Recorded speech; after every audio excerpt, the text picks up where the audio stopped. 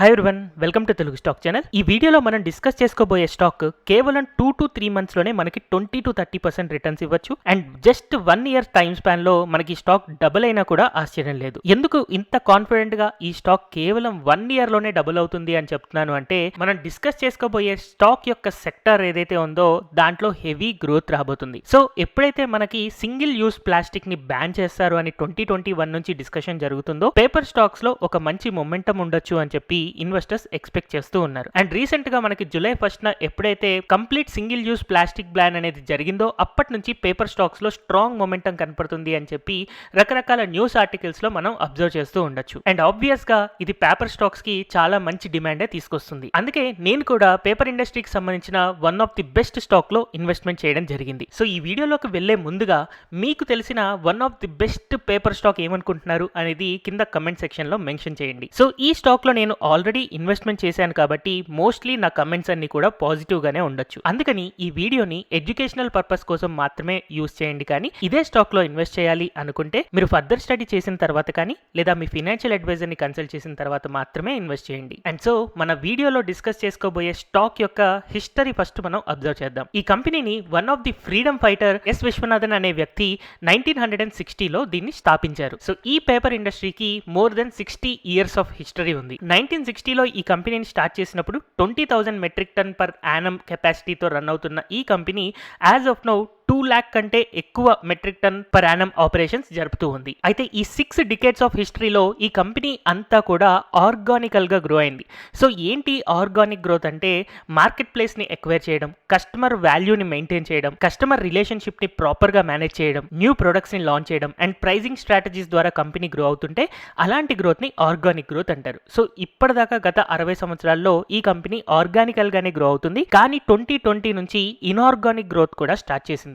So ఏంటి inorganic growth అంటే, ఏదైనా ఒక కంపెనీని మెర్జ్ చేసుకోవడం లేదా ఎక్విజిషన్ చేసుకోవడం, జాయింట్ వెంచర్స్ ఫామ్ అవడం లేదా న్యూ డొమైన్స్ ఫామ్ చేసుకోవడం అండ్ స్ట్రాటజిక్ పార్ట్నర్షిప్స్ చేయడం, ఇలాంటివన్నీ కూడా మనకి ఇనార్గానిక్ గ్రోత్ ఆపర్చునిటీస్ అనుకుంటాం. సో ఈ కంపెనీ సుబ్బరాజ్ పేపర్ లిమిటెడ్స్ అనే ఒక సిక్ యూనిట్ అంటే ఆల్రెడీ ఫ్లాప్ అయిన కంపెనీ ఏదైతే ఉందో దాన్ని వీళ్ళు బై చేశారు. అండ్ దాని ద్వారా వీళ్ళకి 72,000 metric ton per annum capacity add అయింది. అండ్ ఇన్ఫాక్ట్ ఈ యూనిట్ ని యూస్ చేస్తూ 90,000 మెట్రిక్ టన్ కెపాసిటీతో ఈ కంపెనీ గ్రో అవబోతుంది.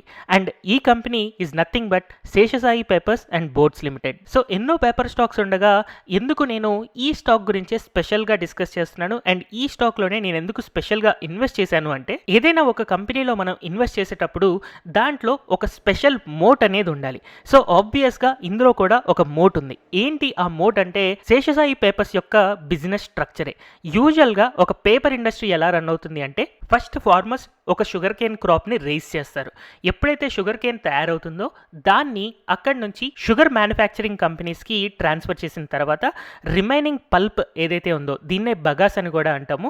సో ఆ పల్ప్ ని యూస్ చేసుకుని పేపర్ అనేది తయారు చేస్తూ ఉంటారనమాట. సో యూజువల్ గా ఒక పేపర్ ని తయారు చేయడం కోసం ఇలాంటి ప్రాసెస్ జరుగుతూ ఉంటుంది. కానీ మనం శేషసాయి పేపర్ యొక్క బిజినెస్ స్ట్రక్చర్ గనక అబ్జర్వ్ చేస్తే, ఈ company first of all farmers తో కాంటాక్ట్ లోకి వెళ్ళి వాళ్ళ యొక్క షుగర్ కేన్ యొక్క ఈల్డ్ ని పెంచడానికి ట్రై చేస్తూ ఉంటుంది. సో ఎప్పుడైతే ఒక ఫార్మర్ కి టెక్నికల్ గా షుగర్ కేన్ ని ఎలా ఎక్కువ గ్రో చేయాలి అనే అవగాహన వచ్చిన తర్వాత ఆబ్వియస్ గా షుగర్ కేన్ అనేది ఎక్కువగా పండుతూ ఉంటుంది. సో అలాంటి షుగర్ కేన్ క్రాప్ ని యూస్ చేసుకుంటూ షుగర్ ఫ్యాక్టరీస్ రా మెటీరియల్ గా యూస్ చేసుకుంటూ పొన్ని షుగర్స్ అనే శేషసాయి పేపర్ యొక్క subsidiary company first of all sugar ని తయారు చేసి రిమైనింగ్ లెఫ్ట్ అవుట్ అయిన బగాస్ ని స్టోర్ చేస్తుంది. అండ్ ఈ బగాస్ నే శేషసాయి వాళ్ళు పేపర్ తయారు చేయడానికి యూస్ చేస్తారు. అండ్ ఇలాంటి ప్రొడక్షన్ జరుగుతున్నప్పుడు వాటర్ ఏదైతే యూస్ చేస్తారో దాన్ని ట్రీట్మెంట్ చేసి మళ్ళీ ఆ వాటర్ ని ఫార్మర్స్ కి సెండ్ చేస్తూ ఉంటారు, అంటే ఫీల్డ్ కి సెండ్ చేస్తూ ఉంటారు.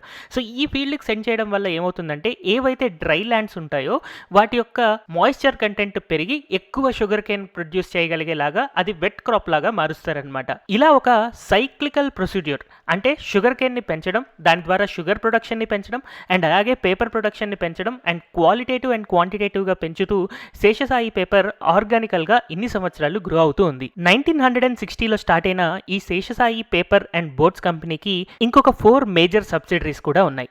అందులో మేజర్ గా మనం పొన్ని షుగర్స్ అని చెప్పుకోవచ్చు. అండ్ అలాగే హై ఎనర్జీ బ్యాటరీస్ ద్వారా డిఫెన్స్ సెక్టార్ కి సంబంధించిన ఎలక్ట్రికల్ బ్యాటరీస్ ని వీళ్ళు ప్రొడ్యూస్ చేస్తూ ఉంటారు. అండ్ అలాగే ఎస్పీబీపీసీ అనే కంపెనీ ద్వారా ఇంజనీరింగ్ అండ్ కన్సల్టెన్సీ వర్క్స్ చేస్తూ ఉంటారు.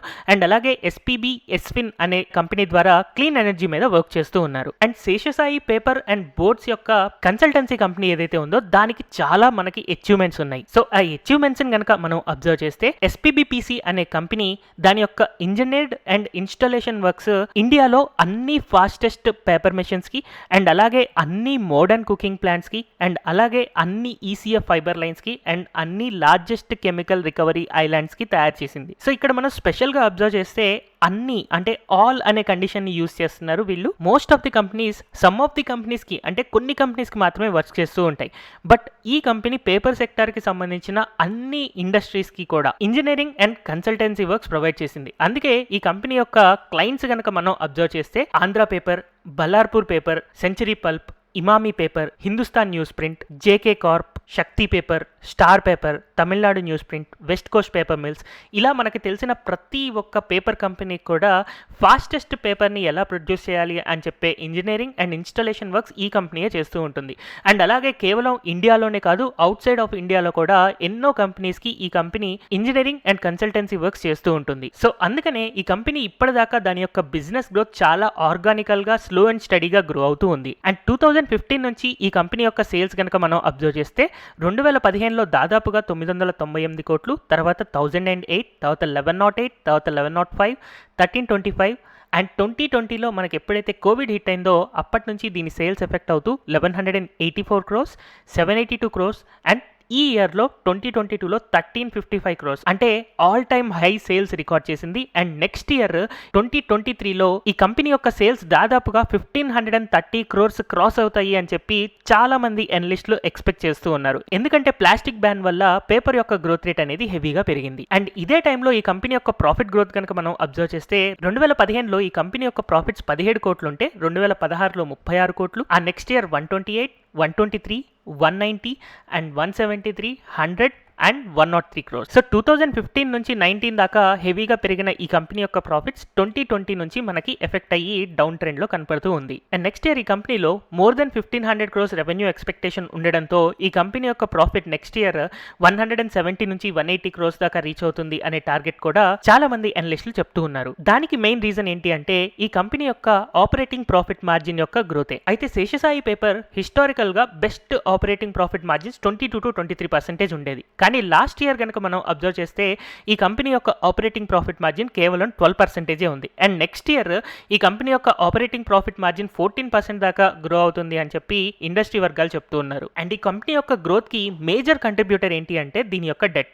ఒకప్పుడు 2015లో ఈ కంపెనీకి దాదాపుగా 150 కోట్లు ఉన్న ఈ కంపెనీ యొక్క డెట్ 2019లో 91 క్రోర్స్ అండ్ 2022లో 0.54 క్రోర్స్ అంటే ఆల్మోస్ట్ నో డెట్ అనే చెప్పుకోవచ్చు మనం. సో జీరో డెట్ ఉండడం వల్ల ఇప్పటి నుంచి ఈ కంపెనీ యొక్క ప్రాఫిట్స్ అనేవి చాలా ఈజీగా పెరుగుతాయి. ఇంతకు ముందు ఈ కంపెనీకి వచ్చిన ప్రాఫిట్స్ దాని యొక్క ఇంట్రెస్ట్ రీపేమెంట్స్కే వెళ్ళిపోతూ ఉండేవి. బట్ యాజ్ ఆఫ్ నో మనం జీరో డెట్కి వచ్చేసాం కాబట్టి ఇక్కడ నుంచి ఈ కంపెనీ యొక్క ప్రాఫిట్స్ అనేవి చాలా కన్సిస్టెంట్ అండ్ ఈజీగా గ్రో అవ్వచ్చు. ఆపరేటింగ్ ప్రాఫిట్ మార్జిన్స్ కూడా మళ్ళీ 20+ మనం ఎక్స్పెక్ట్ చేసుకోవచ్చు. అండ్ ఈ టైంలో మనం స్టాక్ని బై చేయాలి అంటే ఖచ్చితంగా అందులో ఒక టెక్నికల్ పాయింట్ ఆఫ్ వ్యూ కూడా ఉండాలి. అందుకని శేషసాయి పేపర్ యొక్క టెక్నికల్ అనాలిసిస్ మనం అబ్జర్వ్ చేస్తే ఇక్కడ మనకు కనపడుతుంది శేషసాయి పేపర్ యొక్క వీక్లీ చార్ట్.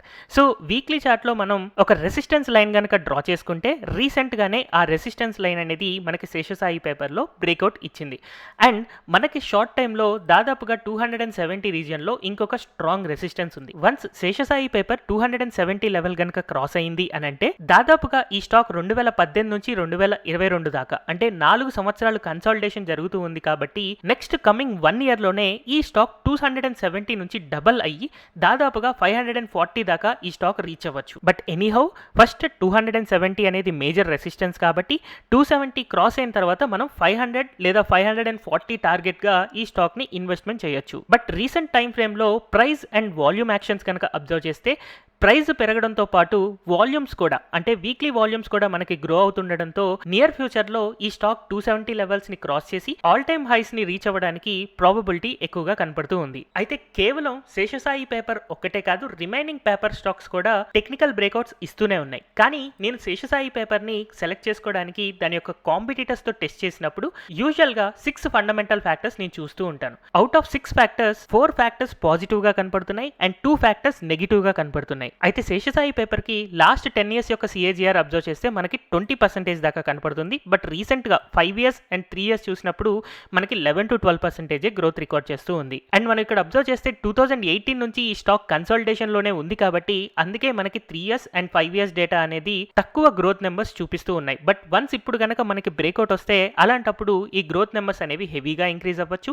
అండ్ అలాగే ఈ కంపెనీ దాదాపుగా 1% డివిడెండ్ కూడా ఇవ్వడం వల్ల శేషసాయి పేపర్ అండ్ బోర్డ్స్ కంపెనీని మనం both dividend and growth stock గా కన్సిడర్ చేసుకోవచ్చు. సో సింగిల్ యూజ్ ప్లాస్టిక్ ని బ్యాన్ చేయడం and Seshasai papers organic growth నుంచి ఇనార్గానిక్ గ్రోత్ మీద కాన్సన్ట్రేట్ చేయడం అండ్ పేపర్ ప్రొడక్షన్ కెపాసిటీని కన్సిస్టెంట్ గా గ్రో చేసుకోవడం, 7 ఇయర్స్ బ్యాక్ ఉన్న 150 కోట్ల అప్పుని ఇప్పుడు కంప్లీట్ గా క్లియర్ చేసుకోవడం, ఇలా అన్ని పాయింట్స్ అబ్జర్వ్ చేసినప్పుడు శేషసాయి పేపర్ యొక్క బిజినెస్ గ్రోత్ అనేది చాలా క్లియర్ గా కనపడుతూనే ఉంది. అండ్ ఈ కంపెనీ గ్రోత్ లో దాని యొక్క సబ్సిడరీస్ గ్రోత్ కూడా ఎంతో హెల్ప్ఫుల్ గా ఉండడం వల్ల Seshasai paper boards coming 1 year లో చాలా హెవీ గ్రోత్ రికార్డ్ చేయొచ్చు అని చెప్పి నేను ఎక్స్పెక్ట్ చేస్తూ ఉన్నాను. బట్ ఎనీహౌ మీరు మాత్రం ఇన్వెస్ట్ చేసే ముందు రిమైనింగ్ స్టాక్స్ ని కూడా స్టడీ చేసిన తర్వాత మాత్రమే ఇన్వెస్ట్ చేయండి. So what do you think? మీరేమనుకుంటున్నారు? మీకు తెలిసిన పేపర్ స్టాక్ దీనికంటే ఇంకా బెటర్ గా పర్ఫార్మెన్స్ ఇవ్వబోతుందా?